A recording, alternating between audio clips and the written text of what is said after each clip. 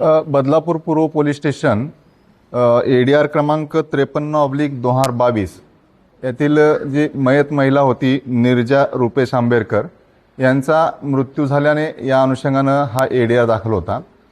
सदरचा ADR हा 2022 साली दाखल होता आणि त्यामध्ये ADRचा तपास केल्यानंतर त्याच्यामध्ये कोणाचाही संशय आक्षेप नसल्या कारणाने आणि वैद्यकीय अभिप्रायाच्या अनुषंगानं तो ADR समरी केलेला होता।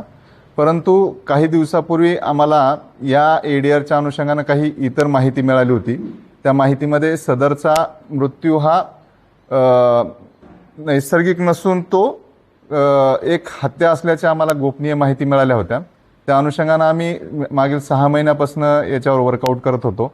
याच्यामध्ये याच्यापूर्वी काढलेले जे CDR आहेत त्या CDRचा ॲनालिसिस आणि गोपनीय माहिती या अनुषंगानं त्याचा आमचा तपास चालू होता।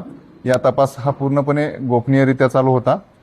यामध्ये 2 तारखेला 2 डिसेंबर 2025 रोजी एक यातील आरोपी जो आहे या आरोपीने एक 109 BNS प्रमाणे एक गुन्हा केलेला होता जो की हाफ मर्डरचा गुन्हा आहे।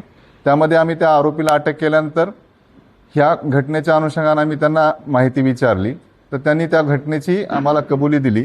कबुली दिल्यानंतर आम्ही त्या पूर्ण आमच्याकडे जे असलेले पुरावे आणि या हा आरोपी सांगत असलेल्या गोष्टी यांचं पूर्ण मॅचअप केल्यानंतर आम्ही एका निर्णयाप्रत आलो होतो की याच्यामध्ये निश्चितच त्या महिलेचा हा नैसर्गिक मृत्यू नसून तो मर्डर असल्याची आमची खात्री झाल्याने आम्ही सदरचा गुन्हा दाखल केलेला आहे।